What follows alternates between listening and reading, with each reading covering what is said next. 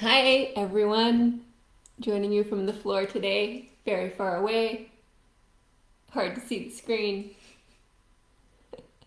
Welcome to Physiologic Yoga's online classroom.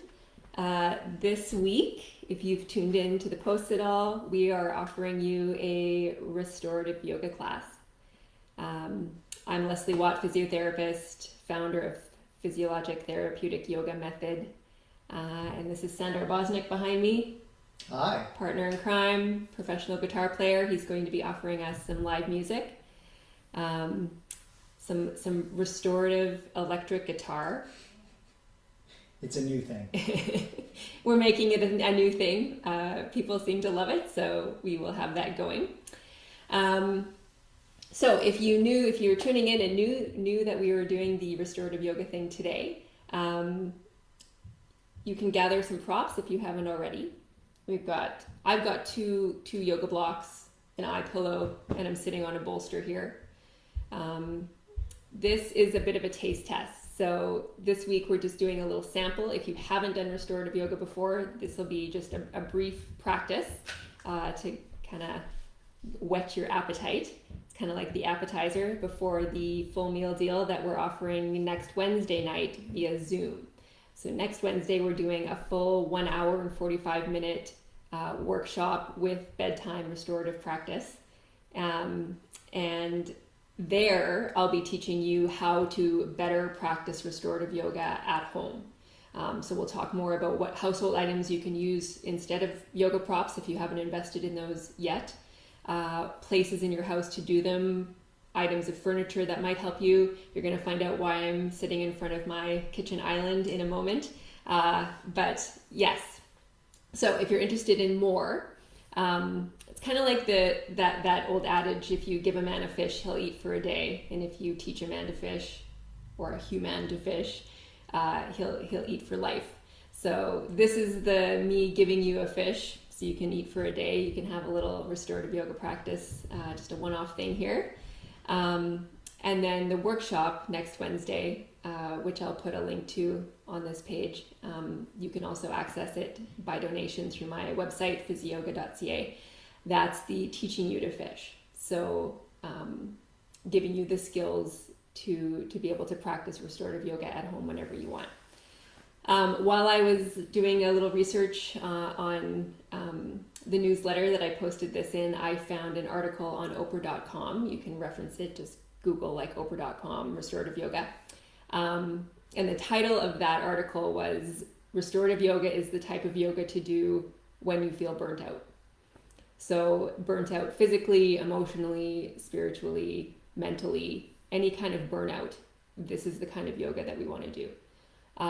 It's deeply relaxing. It's designed to reset our nervous system, get into the parasympathetic mode of our nervous system. That's the rest and relax mode, or rest and digest mode. And often what I find, if people are feeling tired, overwhelmed, burnt out, they don't tend to want to feel that way. So they try to remedy that by doing the opposite, right? So if I'm tired, I'm burnt out, I'm really sleepy. Instead of letting ourselves rest, we go out and run, or go out and do some exercise, or go out and try to do the opposite so we feel the opposite way. But what our body's actually asking for is some deep rest. And in the newsletter that I send out, I give you a little teaser that this is going to be a 35-minute experience. And the reason for that is there's tons of science around restorative yoga. And just one small piece of science that I'll share with you today is that they find our nervous systems and our metabolism take 25 minutes to start going into that parasympathetic mode. So every time we have a stress response, our adrenal glands, which are just above our kidneys back here, release cortisol. That's a stress hormone. And it takes about 25 minutes for our liver and our metabolism in our body to process that cortisol and get us back to a resting state. They've also found that restorative yoga can get us into the alpha zone, the alpha state of brainwaves. And after 25 minutes, that brainwave state is optimized. So 2 independent studies studying independent things both found this relationship at 25 minutes of relaxation. So that's all it takes. Like a 90-minute restorative practice, amazing. But if you only have 25 minutes, that's really all it takes in our bodies, physiologically, in the science, and you'll find that. So I gave us 35 minutes today just so I could give you a little talk before and after. We're going to be doing a 25-minute restorative practice, and you'll see if you practice along with me or if you get to practice this afterwards. I'll post the video on my website and on my YouTube channel, which is Physiologic Therapeutic Yoga. Feel free to subscribe. If you practice this 25-minute practice, you'll feel the difference. You'll notice. You'll feel different in your body, in your nervous system. So that's why the 25-minute practice. And I wanted to say just one more thing about the brain states. So the alpha wave brain state is when we feel awake and relaxed. And then underneath that, there's a theta wave brain state, which is sort of that like space right before you fall asleep. It's just sort of dreamy. We were not aware of it very long, but I'm sure you've felt it or you've experienced it if you've been aware of yourself, like just before you fall asleep or just when you kind of wake up. And then underneath that is the beta wave brain state, or sorry, delta. That our delta wave brain state is at the bottom. That's like our REM sleep. And they found with restorative yoga that if we practice restorative yoga instead of sleeping, it can actually give us 4 hours worth of sleep for every 1 hour worth of restorative yoga. So practicing an hour of restorative yoga is like getting 4 hours of sleep. And it's because we're staying in the alpha and theta wave brain states without falling asleep. So we don't have to start a sleep cycle in order to feel renewed. So we're doing a 25-minute practice today. You can times that by 4. It's like taking an almost 2-hour nap. Okay, so we're going to kind of get a lot done in a very short period of time by doing virtually nothing. So if you haven't already, if you have a mat, you can pull it up against a wall. So your narrow end is against a wall. Even better, if you have an island and you want to join me, you can move the chairs and put the narrow end against the island. And I've crossed my mats. I often do that when I practice and teach. So I have a mat going this way and a mat going this way. You don't even need mats. If you have a carpet, that's great. Something cushioned underneath you. Blocks if you have, bolster if you have, a blanket. If you don't have any of those things, just grab a blanket or two, a pillow off your bed, roll up the blanket. You can use that as a bolster today. So Sandor is going to be playing while I'm in the positions, and then he'll fall silent for a moment. I'll be practicing with you. I've been looking forward to this all week. And then I will guide you out of the position and into the next one. So once we're settled, you can just like chill out, close your eyes. If you have something for your eyes, a little blindfold, you can put that on. And then don't worry, I will guide you out of each position. So the first one is going to be a twist, a restorative twist. So what you need for that is something comfortable like a bolster, yoga bolster. This is a rectangular one. If you don't have a yoga bolster, a pillow off your bed, or like I said, a rolled up blanket will do something that's sort of this shape, just to support you. If you do happen to have a block or two, you can create a little ramp with it. You can put the block underneath the bolster like that, but you don't have to. So I'm going to keep mine there just because I have it. I'm going to move everything else out to the side.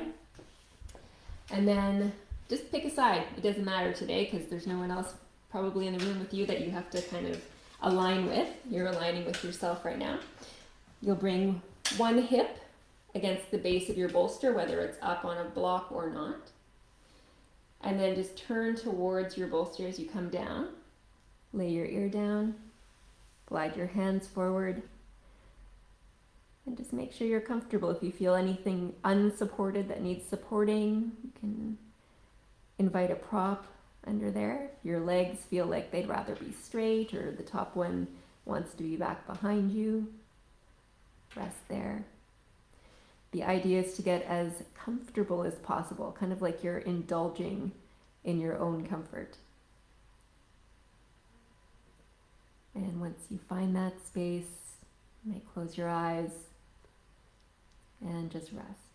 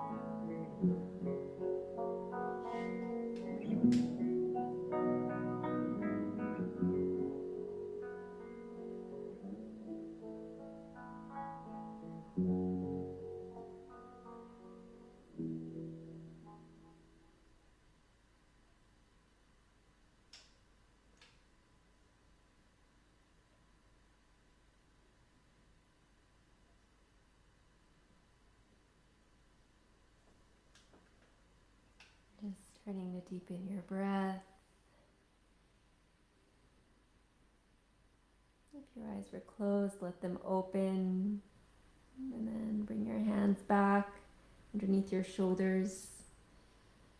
Slowly press your way up, and this is where we want to make sure we stay in that alpha or theta state, kind of drowsy. If you're able to relax at all, maintain that even while you move. And then just to show you what I'm going to do this time is take my block away. You don't have to. You can simply turn over, okay, and lay down on the other side, but I'm going to stay facing you. So what I'm going to do is come to the other side of my setup here. Sit down with my other hip against the base of the bolster. Have my knees tucked up in front of me. That feels good for my body. If your knees, again, like to be straighter, they can be. One hand on either side of your ramp, your bolster, your folded blanket. And then just come on down. You should feel that the base of the bolster, the bottom of the bolster, just filling that gap of your waist.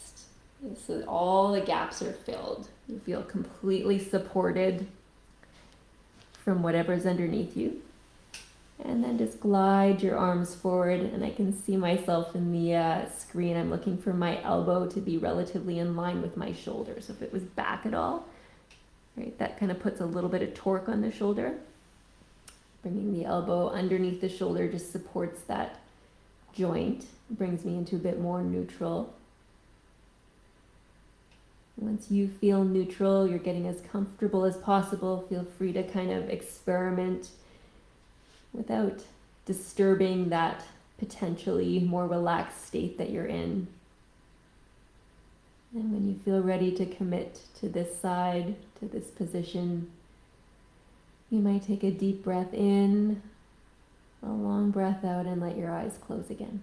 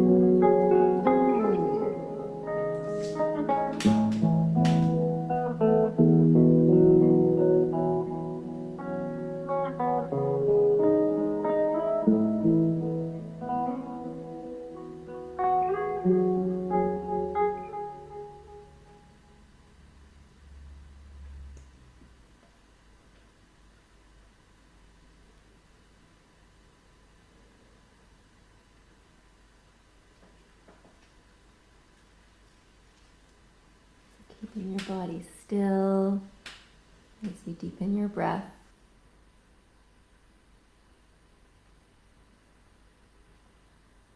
And just opening your eyes just enough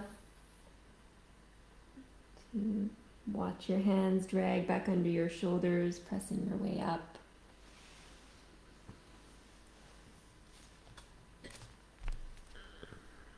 I'm just gonna do a little thing here.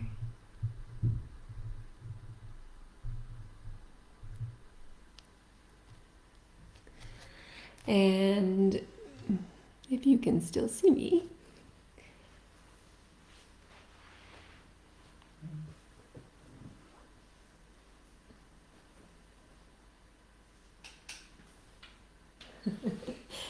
our screen is black, so we're not sure if you can see us. If you can, give us a little wave. Watch your hands drag back under your shoulders.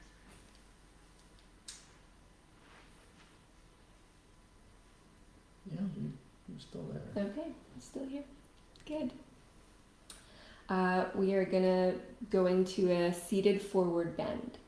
So I picked this one especially today because someone reached out and said that they had a pretty bad headache from overthinking, from stress. And this is a position that helps a lot with that. So having a bolster is handy because what we want to do is place our forehead on the end of the bolster, like this. But if you don't have a bolster and you have access to a couch cushion or a dining room chair, it's about that height. You could put your hands folded on top of it with your forehead on your hands. And then it's always nice to have something either under your seat or under your knees. If you're someone who can cross their legs easily and just kind of snug things up with a bolster like this, blocks like this rather, feel free. If crossing your legs doesn't feel good at all, just lengthen your legs out in front of you. You can kind of flop over. We're looking for sort of bad posture here. So we're going to settle into this for about 6 minutes. You can pull up whatever you have around in front of you for your forehead to rest on. And what this does is allow the neck muscles to soften, right? They're always on holding your head up. And here we're giving the work to the bolster so that we can let all the weight, the heaviness we carry around in our head and our mind relax.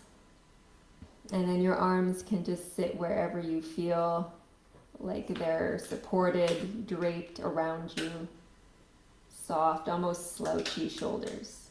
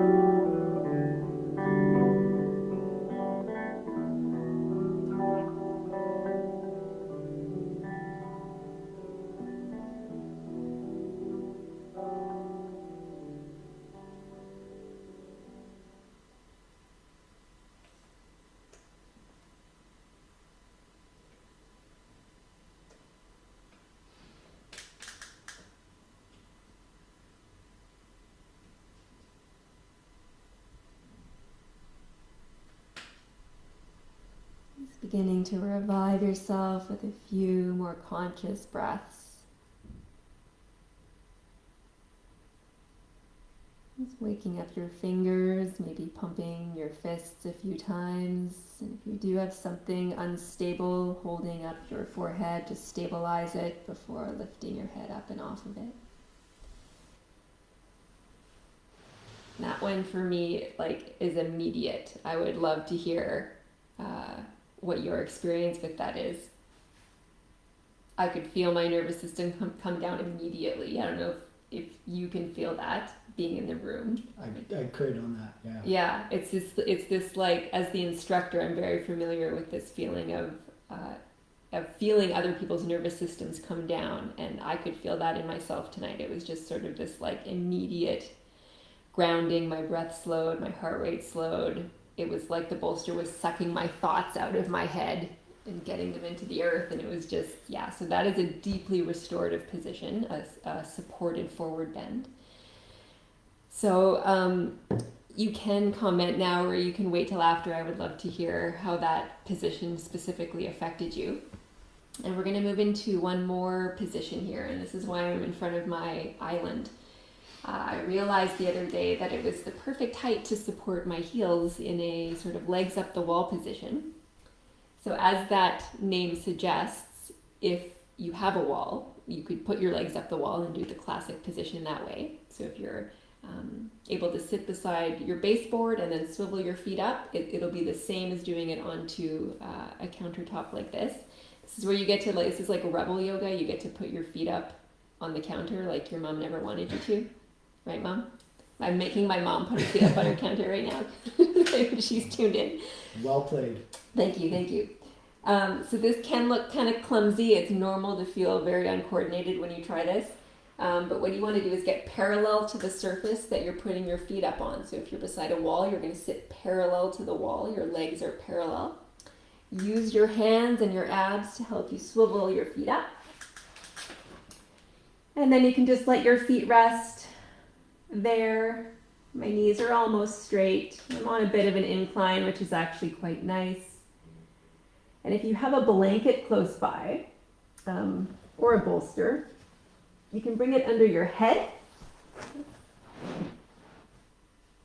Just like that.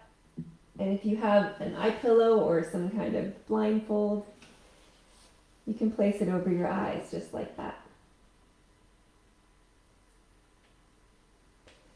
So I will let you get settled in your version of legs up the wall, legs up the island, legs up the countertop.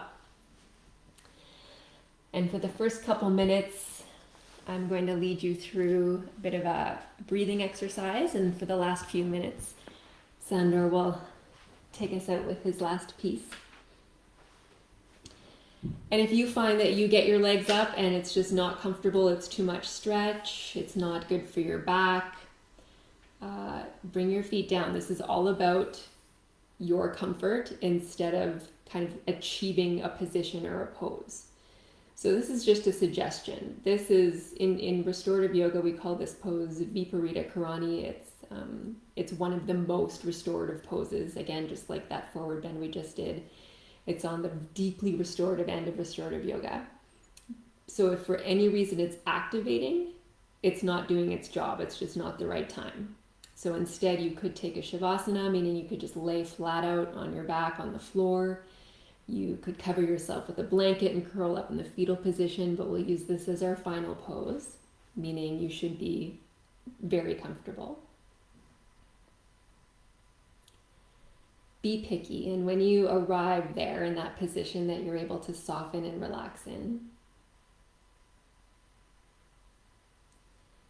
you have that blindfold or that eye pillow on. It's holding your eyes closed, but if you don't have one, let your eyes close on their own and drop in.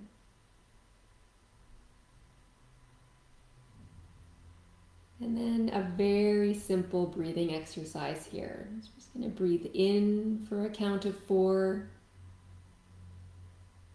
and out for a count of 4. Whatever 4 counts feels like to you. Inhaling for 4 counts. Exhaling for 4 counts.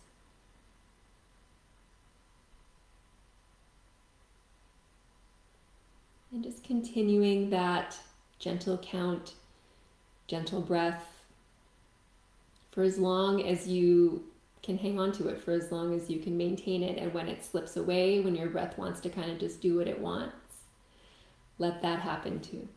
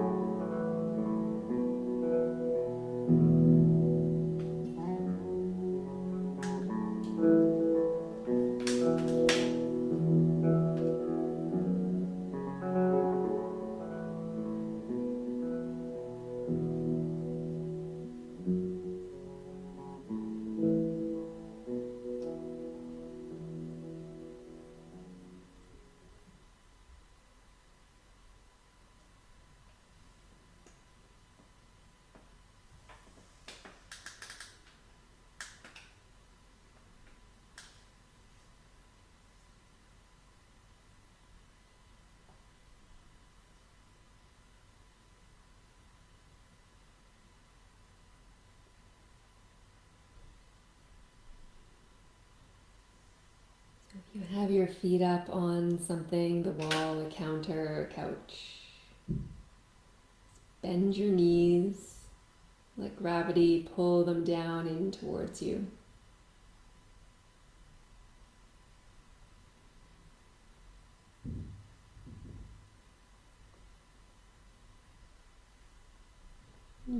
onto one side, whether you're coming down from a wall or over from Shavasana.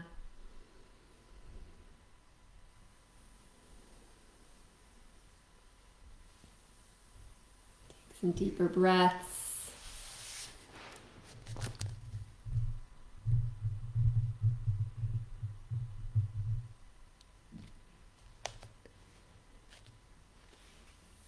And then come on up slowly into a seated position. See if you're able to maintain that feeling of alpha or theta brain waves. If you can kind of identify that.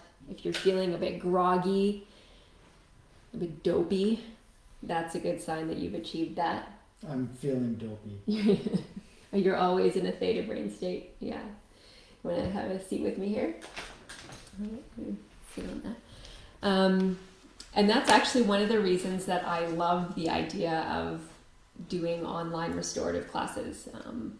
During the pandemic, it's still happening, but a lot of people mentioned that their sleep was disturbed quite a bit. And so a bedtime yoga practice like this, we used to call restorative style yoga like sleepy time yoga or bedtime yoga anyway, because people just would like wear their pajamas to class and then hope they get home okay if they drive and kind of just like drool into bed. So to get around the risk of having to like wake up and drive and reactivate before getting into your car and going home from a yoga class, restorative yoga I think is the best kind of yoga to practice at home, especially before bed, because then you can literally do it bedside and then just like crawl up into bed and go right to sleep, and then it'll help you sleep better throughout the entire night and wake up feeling better. And it's kind of like getting a jump start on your sleep too, because of that science that shows that restorative yoga is actually better for us in a way than sleep is. So next week, that's why we're doing it at night. We're doing it at 8 p.m. Central Standard Time on Wednesday, June 17th, until 9:45, so that you can just kind of get right into bed. And if you had any questions about the poses today, if you're like, she's saying this is supposed to be comfortable and relaxing, but I'm feeling this, this, and this, we're going to have a question and answer period. Sandor can talk about his music a little bit if you want. We were having a conversation right before that the style of music you listen to during restorative yoga is very important. So it's slower and less metally than I'm used to playing. Yeah, the conversion to lullaby. So if you're interested in that, it's by donation. It's a sliding scale between $25 and $40. So you can pay what you feel able to pay on that scale. And you can register by donating on my website, which is physioga.ca. I will post that